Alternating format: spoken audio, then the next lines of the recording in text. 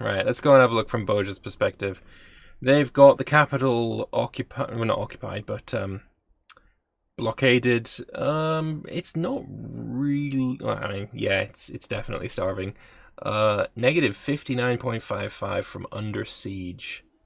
Thing is, he's not going to be able to stay here permanently. That is going to take attrition, but he's got enough boats that it doesn't really matter. That's not great for him. Thing is, Parthia did say to us that if Maria gets attacked, which he has been, then Parthia would go to war with Boja somehow. Are we going to see that? Possibly, maybe, hopefully. We'll see. At the moment it hasn't happened. Let's have a look from Parthia's perspective. His armies are still very much over... Ooh, he's coming home. Or... one little army is coming home. Is that going to be enough? No, of course it isn't. He's going to need to do much, much more than that. I mean, if you just bring in a... Look at elephants all over the place. That is a painful stack. Then again, if you stand here with everyone, it's going to starve. So, yeah. Probably shouldn't stand here with everyone. He's going in with his elephants. He's going to reinforce with light infantry and more light infantry. The Marians, elephants, light infantry, sorry, heavy infantry, heavy infantry, heavy infantry. So are you assaulting this, or are you going to have a proper siege? It looks like the proper siege is going to happen. Elephant v elephant. And so far the Marians are winning, but I mean...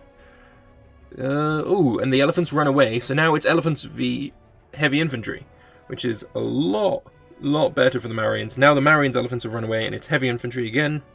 Heavy infantry versus light infantry, so the Marians are just going to do so much more damage than they're going to take.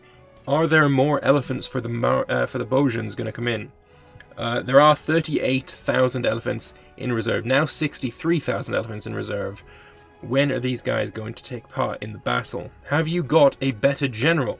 Can you swap the tactics around? Doesn't look like it yet. Now it's very mix and match, so it's not really anyone's favor really. Heavy infantry on the front line for the Marians again, doing double the damage, but he's got less than half the troops, so doing double damage is not enough. Now elephants are coming back on the front lines for the Bojans, and now Maria is taking the lion's share of the pain. And there's another 10,000 here, ready to reinforce at a later point. Unfortunately, we didn't get to see the end of the battle. We didn't get to see that, which I fucking hate, but, you know, whatever. That is first blood, or probably isn't the first blood, but blood to the Bojans. There's another 30,000 archers, interestingly enough, down in the south. I guess archers for the Indians is very, very strong. Versatile infantry giving plus 15% offense, plus 10% discipline from dedicated archers. I assume there's probably more in the traditions if we have a look. Where is it? Archer morale. What else have we got? Archer cost, meh. And then down here we've got archer defense. Padmavua is very good for archers. And that's it for archers. But yeah, if you can really push your archers to be like the cream of your troops, then they really do a lot of damage. At the moment, Alexander Liman is focused on fighting the Shulians and the Ishatians. So we're probably going to see a battle here very shortly. This fort and this fort have managed to siege quite a hefty amount of territory, which is quite nice. But the forts here are very well placed. This army is not going to be able to reinforce a battle over here unless... Actually, no, they'd be able to go up here and then around. But they wouldn't be able to go from Sibapura to Dumbartai because of this fort. Unfortunately, that's just the way it fucking works. A little bit dumb, but whatever. So yeah, if we go to your perspective... Yep, he's having to go into this territory and then back in again. He's running away. You might be able to catch this army. Especially as you're force marching. I think you're probably going to be able to catch the first stratas from Liman. travel times are very, very long in this region, so... especially if you don't start running away. Right, he's coming in. You've got a level 15 general, who's going to obviously reinforce later on. Or no, he's just going straight in. Because that's smart, sure. So, battle has begun, and it is Limen with the advantage. Level 15 is going to come in. These Shulians are too late to stop them, unfortunately. But they, I imagine, are going to swing around and into the battle as well.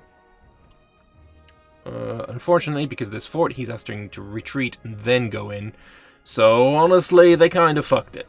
Especially considering Ishat is taking massive casualties here. The front line is broken, this army is defeated. But we've now got this army coming in, and it's also going to get completely fucking trashed. Thankfully, it does manage to catch it in time and not engage in a lost battle. Back to Boja, another big battle. Boja is retreating with a level 10, probably to switch the tactics. Yeah, that looks like the looks like what's happening. Although he's not going back in because he knows he's got the tactical advantage. Elephants from Mauria versus light infantry. That is 10-1 kills to losses. That is the good shit. But the elephants don't stick around for very long, and they are replaced with heavy infantry, which also do really well against light infantry. But still, it's not 10-1 losses. Kills to losses. So he's doing well. He's killing a ton. But he's just not killing enough. A lot of these troops do not need reinforcements. Although, I mean, he's giving them a fucking fair bloody nose. One province for 150,000 men so far. Mauria retreats. Mauria retreats. If he can keep doing this, maybe he's going to have enough.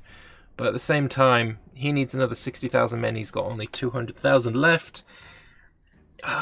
He's gonna need some help. Parthia needs to get involved. At the moment, Parthia is very much involved over in Babylon's defense, and we actually catch a fight as well, so let's check this out. This is a Parthian attack onto the hill city of Mariam, and it's going iffy. Equal numbers, but it is definitely not in their favor. Role-wise, tactics-wise, it is now in the favor of the Babylonians, and it looks like Kush is retreating to change the tactic. Unfortunately, so does the Babylonian general. So now it's back to equal tactics. There's so many more reinforcements for the Babylonians, though. I don't think there is anything left in the tank for the Egyptians. This is kind of do or die. This is all they've got. They are killing a lot of troops, about 2-1 as well. The urge to quote Pulp Fiction is too great. Do it. Pulp Fiction is always quotable. Unfortunately, the Parthian front line has collapsed, and the 64,000 men of the Babylonians are going to come in and try and fight against 200,000 enemy soldiers. So 86,000 lost for Parthia, 108,000 Egyptians dead. Fuck me. And now battle joined here, and it is again not really in the favor of the Egyptian side. They are losing more men. They just have more men. That is their advantage. This is so very tempting to go and kill. But is there anyone that can go and kill it? Kush, do you have any men at all? No, you do not. You did win the battle, though, which is good for you. How is the battle war thing going here? Another big battle, yes! 3 massive battles, all caught. I am doing a fantastic job today, aren't I? Alright, so we got Pisuria fighting off against Thrace. Detoni's got the best general here. But again, lots and lots of horse archers versus lots and lots of heavy infantry. So battles are always going to be kill-loss-wise very much in the favor of the Pisurians. And considering they are alone on this flank, completely isolated from their allies, they're doing really fucking well. Unfortunately, they didn't do well enough here, and their front line is collapsed, and they're going to lose the battle. They lost... Actually, no, this is from the Macedonian side. The Macedonians lost 107,000, Pisurians only lost 90,000. Thing is, Macedon, they're in negative 6,000 manpower. Although, by the time that 46,000 manpower gets replenished, they'll have made it up, because they make quite a decent amount per month. Pisuria, on the other hand, they got shit tons. They are not having any problems there. Unfortunately, though, there is going to be a battle here. And Iberia somehow magically appears and then dies. Good job. Right, where else have we got wars and battles and shit? Ooh, do we have Lugia versus Albion? Maybe. No, this is Latapicia. You're fighting Tauriscia. Albion is currently losing to this little pipsqueak. Irrelevant. Don't give a shit about any of that. Let's go back over to Maria. No extra battles yet, but the capital, unfortunately, has been seized by the Bojan horde. Just filth. Maria has built 2 ships. Is this a dedicated shipbuilding operation? Or what's the play here? There isn't any very good plays that you can make. There's just far too many Bojans. But again, at the same time, this is the Boja that cries about having, you know, the odds are stacked against him and blah blah blah blah blah. But at the same time, he's got fucking a metric fuck ton of troops. Yeah, I don't buy anything here. Thing is, these boats, they're really good for intel. If nothing else, they are fantastic intelligence. You can see any troops that are along this line, like this 30,000, he knows they're there. Imagine if Magna Graecia didn't ally Macedon and attack him right now, grab the rest of Italy. That would be fucking awesome, for sure. Remember the time when Pisuria was practically screwed and was a horde? Great comeback. It was fucking amazing. Straight up 100% respect for that. Really, really good play. So where are these guys going? They're crossing over into Gampa, and I assume there's going to be an assault on these Bojans here. 132,000, no need for reinforcements. We've got over here 376,000 and a need only for 9,000 reinforcements. So, this region is almost out of food. These guys are going to start starving soon, especially considering they've got a fuck ton of elephants here. Over here, unfortunately, there is no food, which is good for the Bojans because they can start, you know, taking these sieges very, very quickly indeed. That siege phase timer is going to get a massive boost from, you know, massive starvation going on. So what is Maria's plan? Where are they going to go? They're going to go to Gaia, and they're probably going to attack jungle, let's be fair. That would be the smartest place to attack. It's only light infantry. Light infantry is trash. If these guys want to get involved, they're going to have to go to Alavi and then into Mandapur, so they can probably win the battle before the elephants arrive, hopefully. It's going to be tight. Why are we paused? Fuck you, I pause. No one pauses but me. I don't know who paused there. I need to keep an eye out. Let me just go back to the forum in case someone wants to come and talk to me. Someone paused again. Who the fuck is pausing? Look, you don't pause unless... Any of you pausing? No, he was so Any of you pausing? No, it's... Any of you pausing? Yes, I'm pausing, because What? it's 12 o'clock. Oh yeah, so it is. Yes. So we end on the 1st of January. Okay, we can, well, okay. Someone paused it again. Oh my god. Yes, we end on the 1st of January every time. Or at least we try to, unless Cyrenaica crashes and screws it all up.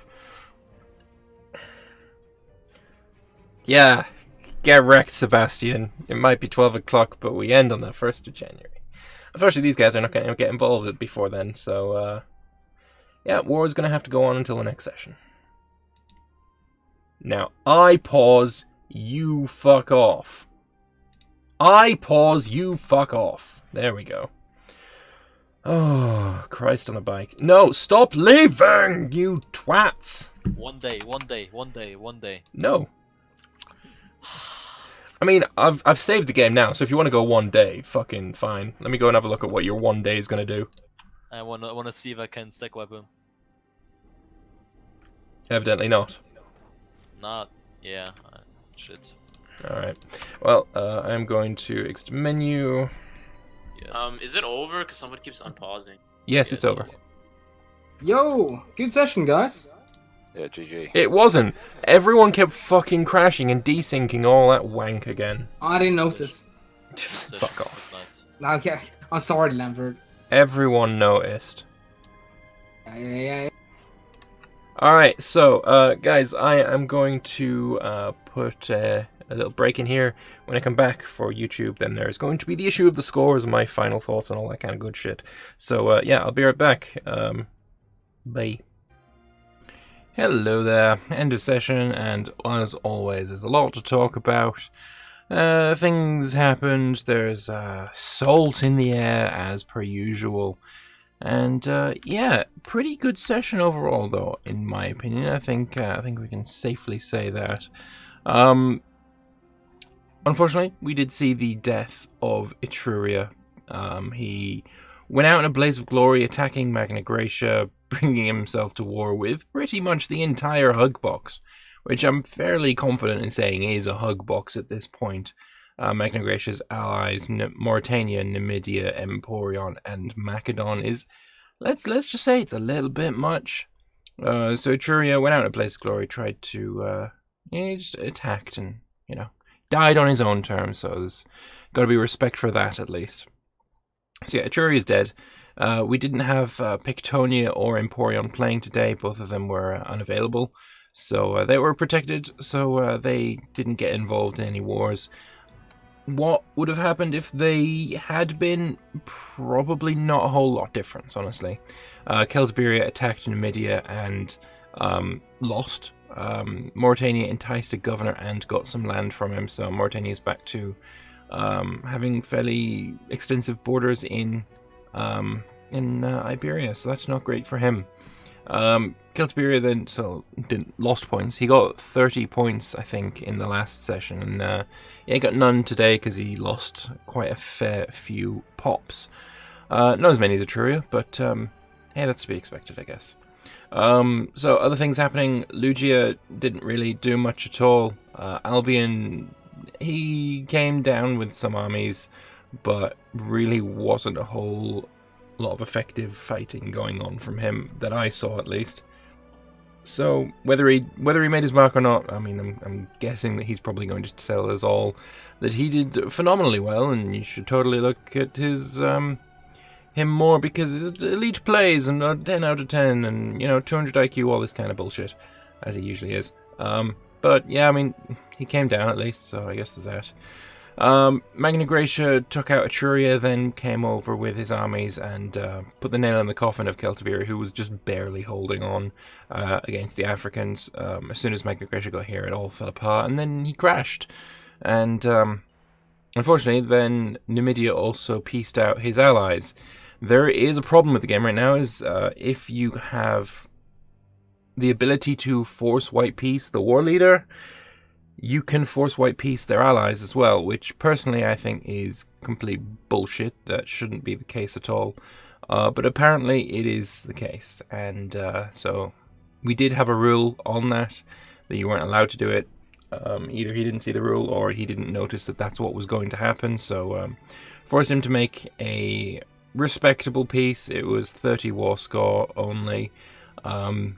But considering all of his land here is very underpopulated, 30 war score was still a significant chunk of his nation, which is unfortunate. Macedon originally went to war with Etruria after he supported rebels from last session. Then when they peaced out, Etruria gave a bunch of land to the rebels, and then attacked Magna Graecia, bringing Macedon into another war. And then Macedon was also at war with Babylon, Iberia, Pisuria, as Pisuria attacked his ally Thrace. So, this war has been quite interesting. So, Pisuria obviously has a much bigger advantage in numbers, being a migratory tribe, and he poured across the Danube. He managed to take over the forts on the other side, and he also managed to settle them with his migratory units. As a migratory tribe, you can settle anything you have sieged. So he's got his little toeholds over the crossing. Thrace has sieged at least one of them back, but he has not really managed to make much progress. Most of this was done by vassals of Macedon crossing over this uncolonized wasteland and sieging all of this. So yeah, it's Pisuria can probably still win this, though. Let's be fair. He called in Babylon and Iberia, and originally Babylon really pushed hard, sieging up to around about this sort of area. Before Iberia also came in. But then Egypt attacked with Kush and Cyrenaica in tow, attacking over the territory of Gera, which they do have fully occupied now. But it seems the battle lines have been drawn, and it's going to be a little bit of a trench warfare scenario, as neither really seems budgeable. There are some forts been taken by Egypt, but now that they have the full province of North Phoenicia, at any point Egypt can probably just peace out whenever they want to. Antigonids, they had their civil war at the start of the game. They've managed to take back that, and then they were losing to Babylon before Babylon pulled back to fight Egypt. Now Antigonids are re-sieging all the land they previously lost in their last war. Moving on, Parthia originally said he was going to help out Moria anytime that Boja attacked him. There was early on a war where Moria supported rebels in Boja, and probably would have been a bad idea, but Boja didn't really push it as far as he probably could have. He could have kept the AI sieged and then used the AI's war score to take land from Moria. He didn't. Maybe that was a mistake, but at this point it doesn't really matter. Boja is by far and away the strongest nation in the game, and yeah, he can pretty much do what he wants. Later on he did attack Moria with a naval supremacy CB, which may need looking at, honestly, because at the moment he's just got navies placed on all of the ports, and it's starving out Moria. And while that, I feel, is completely fair, the fact that Moria can never force a peace on Boja, there is no, the war's been going on this long with no change in it. You can now force a white peace, like you can do with Conquest CBs. That's not the case here, so he's going to have to stick in this war until Boja wants to not be in the war. So maybe that does need looking at some point.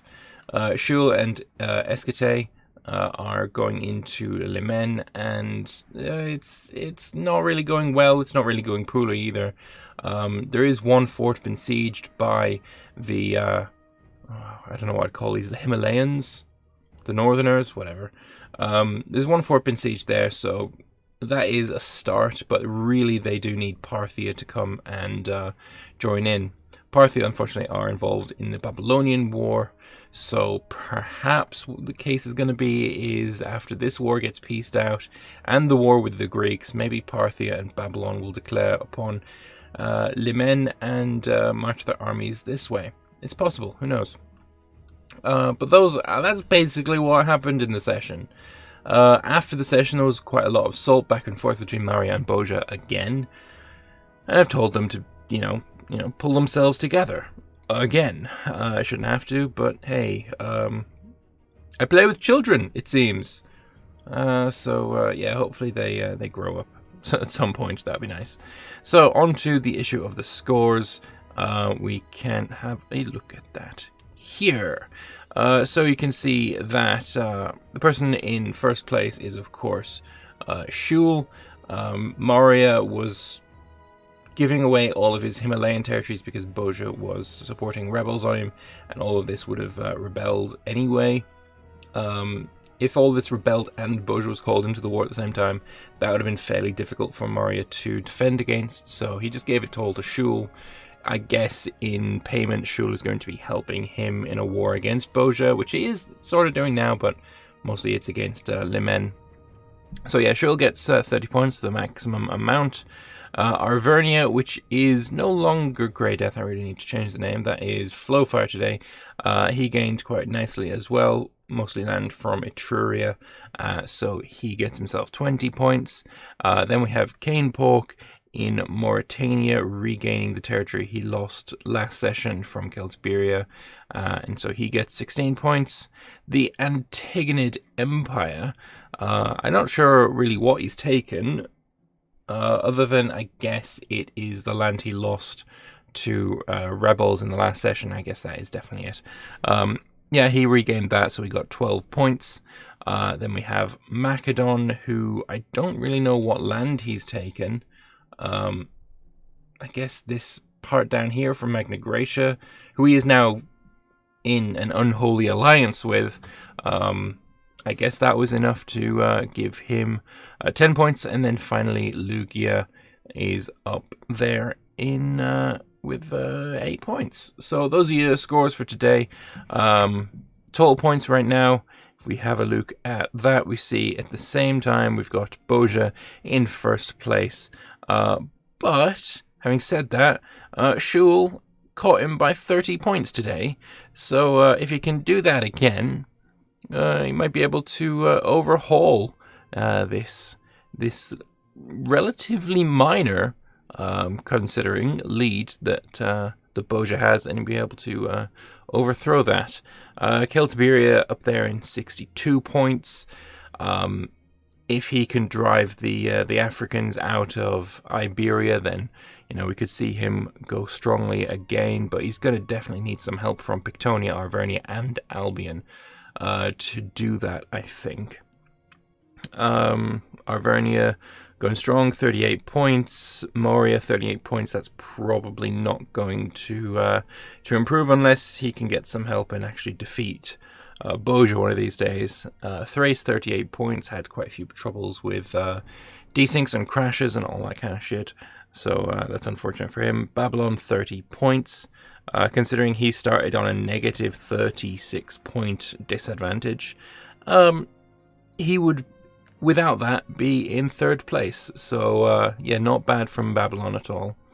And then yeah, there's the rest of your scores. So that's the session. I'd love to know what you guys think, so please do leave me some comments in the comment section below. Tell me what your favorite war from this session was, and any favorite battles or things that you've seen. So yeah, let me know in the comments below. I do read all the comments. I don't really have the time anymore to respond to all of them, but I do indeed read them. So yeah, let me know.